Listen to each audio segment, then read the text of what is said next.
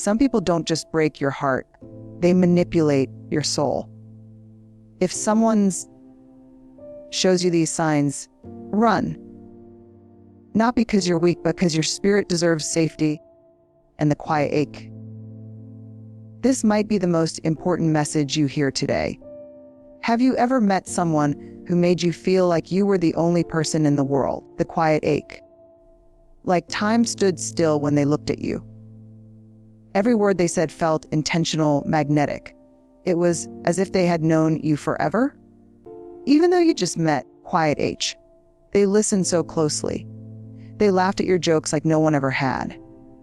They told you things like, "You're not like the others," or "I've never felt this way before." At first, it feels magical, like finally someone sees you, really sees you, and you let your guard down. Because why wouldn't you? They make you feel special, chosen, safe. But here's the thing we don't talk about enough. A manipulation often feels like love at first. It wears the right clothes. It speaks the right language. But underneath it, there's no soul-to-soul connection. There's calculation. The truth is, not everyone who showers you with attention has good intentions. Psychopaths don't just study people. They mimic them. They know what makes us feel valued, and they use that knowledge not to build love, but to build leverage. It's like a spider's web. Delicate, beautiful, intricate, and it looks harmless until you get too close. And then suddenly you're stuck. Not because you were weak, but because the trap was built to catch even the strongest. You might find yourself sharing things you never intended to, opening up too fast, trusting too soon, because their words feel so safe, so warm, so inviting. Ache. But what's really happening is that they're gathering information, learning your story so they can later twist it, exploit it, or weaponize it. Quiet ache, they mirror your personality so well you start thinking, wow, we're so alike. But that's not chemistry, that's strategy. They reflect your words, your values, your dreams, to get you to let them in deeper. And when that happens, the power shifts. Slowly, subtly, silently. You don't notice it at first. But your intuition does. That quiet voice starts whispering. Something's off. And yet, you ignore it. Because everything feels so good, right? Let me tell you something tender and true, H. Real connection is never urgent. It doesn't overwhelm. It doesn't intoxicate. Real love has a steadiness to it. A rhythm. It makes you feel safe, not swept away. If you're feeling a fast, designed pull that's more like a current than a calm harbor, pause. Ask yourself, am I being seen? Or am I being studied? Charm, ache, when used with integrity is beautiful, but when it's used as a mask, it's dangerous. And too often, we don't spot the difference until we're already tangled in the web. Questioning ourselves, doubting our instincts, and slowly losing our center. Ache. You were not made to be hunted. You were made to be held. So here's the true thing: if someone's love feels like a performance, run. If it feels too fast, too good, too perfect, pause. You deserve a love that grows roots, not ropes. One that lets you breathe, not one that builds a cage around your heart. Your intuition is not paranoid. It's protective. Listen to it. It's your soul's quiet Krieg. Choose freedom, not fantasy. Have you ever looked someone in the eye? Someone you trusted, someone you maybe even loved, and realized that everything they said to you was a lie. Not just a little lie, not just a white lie, but a twisted, intentional rewriting of reality, and worse. When you confronted them, they didn't flinch. Instead, they turned it around. Suddenly, you're the problem. You're too suspicious, too emotional. You're imagining things, they say. You're overthinking it, and you start to wonder if maybe you are. But you're not. in the quiet H. What you're experiencing is one of the most disturbing tactics of a psychopath. The lie wrapped in just enough truth to make you doubt your sanity. These people don't just lie to deceive, they lie to dominate, to destabilize, to keep control of the narrative and of you. And the lies aren't always big, bold, or obvious.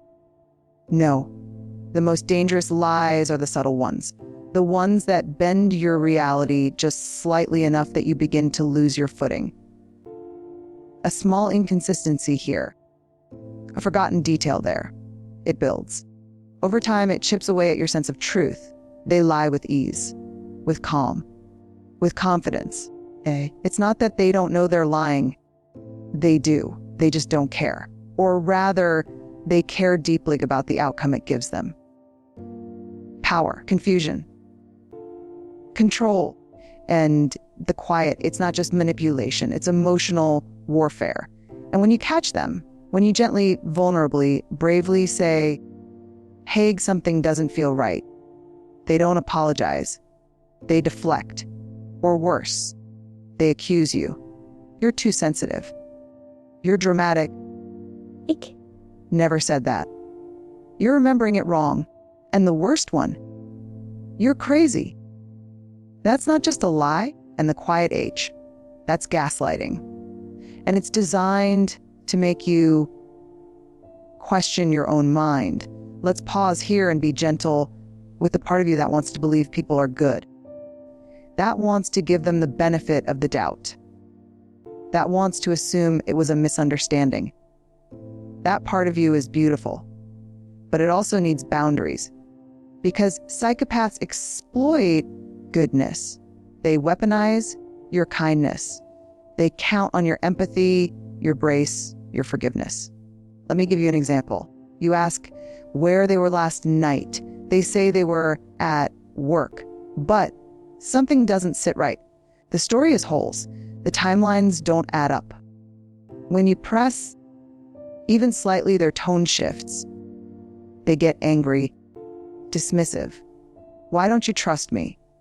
They ask, turning your honest question into a betrayal of them. And the quiet H.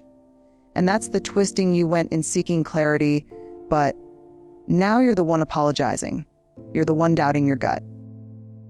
That's how deeply they manipulate the truth. It's like standing in a few house of mirrors. Everything's distorted, but you can't figure out where the warping began. That's what their lies do. They distort your sense of self, your perception of reality, your trust in your own voice. But here's what I need you to know in your bonus truth. Truth feels grounding. Even when it hurts, even when it's messy, it brings peace.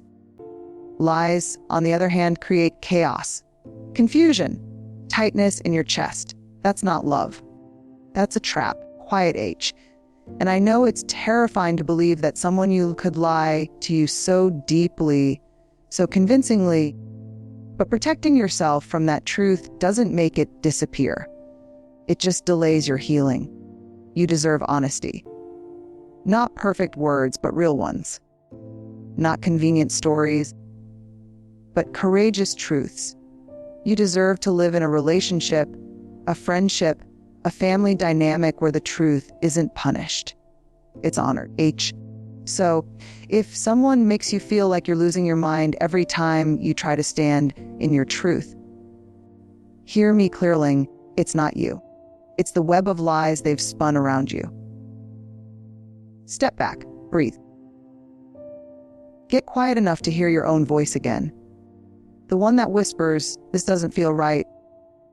The one you've silenced to keep the peace. Bring that voice back. It knows the way home. You are not hard to love. You are not broken. You are not too much. You are someone who sees the truth, and that is your power. Have you ever cried in front of someone? Really cried? H. The kind of cry where your chest heaves and your soul is bare, and they just looked at you with empty eyes. Maybe they handed you a tissue. Maybe they said the right words, but something felt missing. You looked for warmth, for resonance, for even the slightest flicker of shared emotion. And instead, all you found was a blank stage, a hollow performance. This is one of the most chilling things about a psychopath thing. They can pretend to care without actually feeling anything at all. Empathy is what binds us as humans. It's the invisible thread that says, I see you, I feel you, your pain moves something inside me. But with a psychopath, that thread doesn't exist. Instead, they put on a show. They mimic empathy the way an actor mimics grief in a movie. The timing is perfect. The gestures are convincing.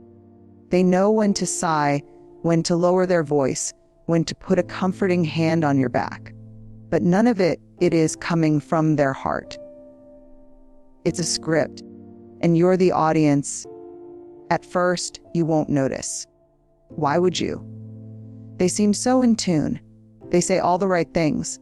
They remember details from your past, ask about your fears, and seem incredibly attentive to your emotions. But pay close attention. Because if you watch long enough, the mask starts to slip. Here's the sign when you're hurting, and the quiet H, they don't sit with you in your pain. They watch it. Like a director watching a scene, wondering what they can use, what they can fix, or how they can flip it in their favor. You'll start to realize that their comfort isn't truly for you. It's to maintain the image of being a good partner, a good friend, a good parent. They care about how they look, not about how you feel. It's devastating, isn't it? To realize that someone who seemed so emotionally present was only ever emotionally performing. That when you opened up and made yourself vulnerable, and the quiet H, they weren't connecting, they were calculating, and you'll notice it in subtle ways. You'll share something deeply personal, and they'll nod along, and the quiet ache, their eyes will scan the room. Or you'll cry, and instead of embracing you with tenderness, they'll pat your shoulder like it's a routine they've memorized. Quiet ache. And then there are the moments when you finally stand up for yourself. And suddenly, they're the victim. They cry. They act hurt. And you're left comforting the very person who caused you pain. That's not empathy. That's manipulation wrapped in emotion. And it's cruel. True empathy isn't a show. It doesn't need applause. It's quiet, present, messy. It's holding someone's hand and saying, I don't have the answers, but I'm not leaving you here. It's a soul-to-soul echo, not a polished reply. Ache. And when it's missing, when you're doing all the emotional heavy lifting while they stay detached, you start to feel invisible. You start to doubt your worth. You begin to believe that maybe you're the problem for needing too much, feeling too deeply, caring too hard. Let me tell you right now, you are not too much. Quiet H, you are not too sensitive. You are not dramatic. You are simply human. And your capacity to feel is not a weakness. It's your greatest strength. Have you ever had someone tell you they're only doing something because they care? They don't want you to go out tonight because they worry about you. They check your phone or ask for your passwords because they want to protect the relationship. They tell you what friends to avoid, how to dress, what dreams to follow, ache, and which ones to leave behind, all in the name of love. At first, it feels flattering, special, even, like someone is finally invested in you. But over time, that care starts to feel more like a cage. What you're really experiencing isn't love. It's control dressed as care. It's subtle. It doesn't come in with raised voices and slammed doors. It comes with soft words, tender eyes, and the quiet ache and a tone that sounds just concerned enough to make you question whether they might be right. You tell yourself, they're just trying to help. And the quiet ache, they know me better than anyone. And that's the trap. because real control doesn't always feel like a command. Sometimes it feels like a favor, quiet H. People who operate this way, especially psychopaths, are experts at wrapping control in the language of devotion. I just don't want to see you get hurt. I know what's best for you. If you really cared about me, you wouldn't do that. And slowly, so slowly, you begin to shrink. You start second-guessing your instincts, adjusting your behavior, molding yourself into the shape of the person they approve of. And the quiet ache, you stop calling that one friend they don't like. Not because you want to, but because it's easier than dealing with the fallout. You wear what they prefer. You speak a little softer. You make yourself more agreeable. And every time you comply, they reward you with affection. And every time you resist, they withdraw it. Or worse, they make you feel guilty, ungrateful, difficult. Suddenly, love feels like something you have to earn, not something freely given. Here's what's terrifying about this dynamic: it often feels safer than chaos. It looks like structure, like guidance. But underneath, it's a slow erosion of your autonomy, the quiet H, your voicedom, and the hardest part. You begin to confuse control with care. You start to believe that love should come with conditions. And the quiet H, that you should have to justify your choices, explain your boundaries, seek permission for your independence. You forget what it feels like to be trusted, to be loved without being managed. Let me tell you something with every ounce of my heart: love does not require your silence to survive. Love does not ask you to become smaller so someone else can feel bigger. Love does not disguise itself as monitoring or guilt or fear. Love is not about keeping you in line, ache. It's about walking beside you through your mess, your glory, your becoming. And yet, people who are skilled manipulators, people with psychopathic traits, will confuse you. The quiet H, they'll confuse affection with ownership. They'll present control as concern. And if you've been starved for love, it's easy to accept even a counterfeit version. It's easy to mistake a leash for a lifeline. But true care is expansive. It doesn't fence you in. It frees you. It doesn't demand compliance. It encourages your growth. And the quiet ache, real love, is not afraid of your independence. It celebrates it. So if someone makes you feel like every choice you make has to be filtered through their approval, and the quiet H, if you find yourself constantly walking on eggshells, afraid to upset their carefully constructed rules, pause. Ask yourself, is this love or is this fear in disguise? Quiet H, you were not made to be managed. You were made to be met as you are, fully, boldly, without apology. And the deepest truth is this, and the quiet H, you do not need to be controlled in order to be cared for. You do not need to be shaped into someone else's idea of who you should be. The right people, the people who truly love you, will never confuse your freedom with a threat. They'll see it as your birthright. So if the love you're being offered feels more like a rule book than a refuge, will that be your wake-up call? Your intuition is trying to protect you. Listen to it. You are allowed to say, no, I choose myself. I choose freedom. I choose real love over control wrapped in care. There's a kind of silence that follows a wound, a moment where everything stops, where you wait for the person who hurt you to see what they did, to meet you in that space with humility, to say, I'm sorry, I see it now. I didn't mean to hurt you, but I did. And I want to do better. That kind of apology can rebuild what was broken. But what if that apology never comes?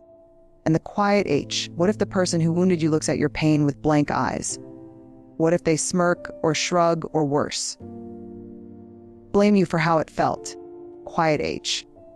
That's when you've entered the chilling terrain of someone who feels no guilt, no remorse, and who will never grow.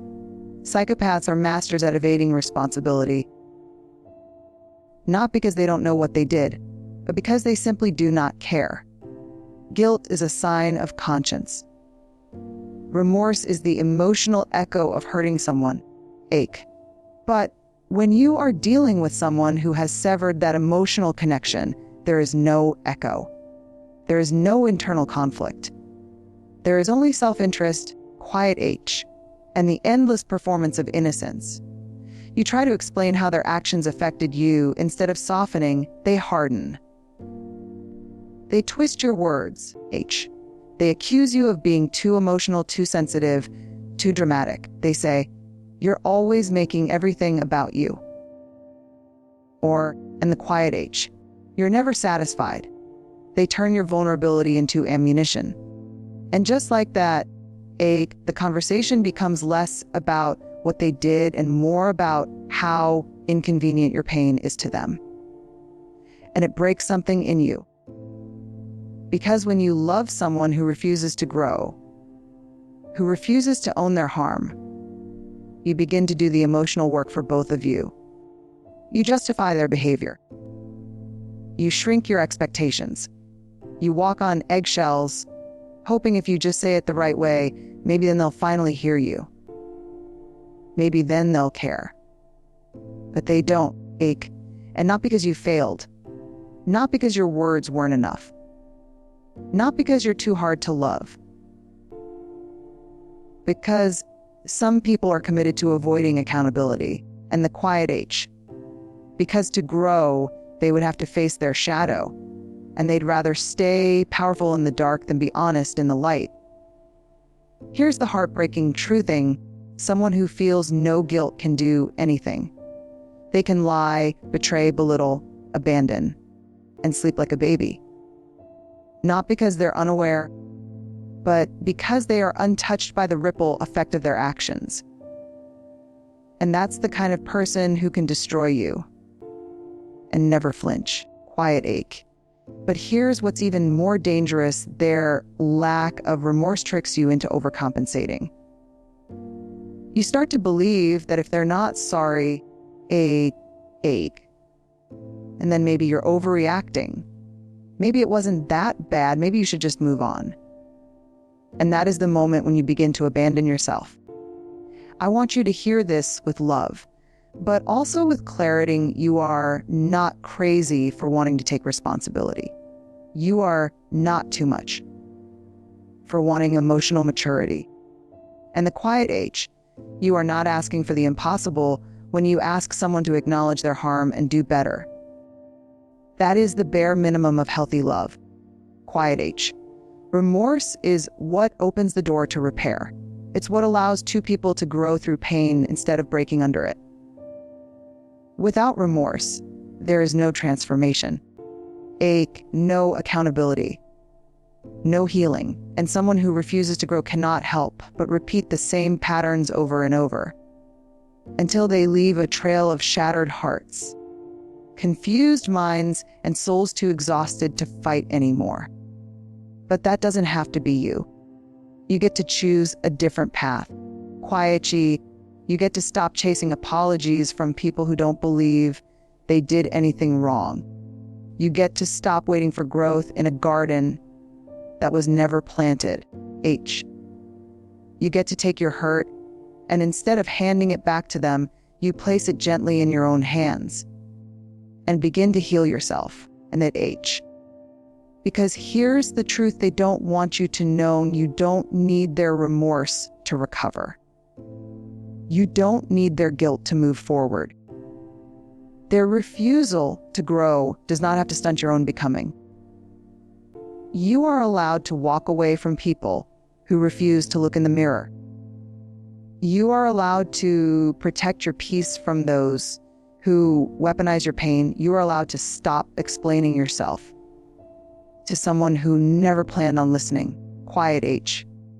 And the most powerful thing you can do, grow anyway. Let their lack of remorse become the soil where you plant your self-worth. Let their silence teach you the language of self-compassion. Let their absence of guilt illuminate your commitment to truth, to empathy, to becoming the kind of person who doesn't just feel deeply, but lives courageously. No guilt, no remorse, no growth. That's their story, but it doesn't have to be yours. If someone in your life consistently shows you these signs, run. Not out of fear, but out of courage. You were not made to survive abuse. You were made to thrive in truth. Ache. There is nothing noble about staying with someone who cannot love, who cannot feel. You deserve real. You deserve deep. You deserve safe.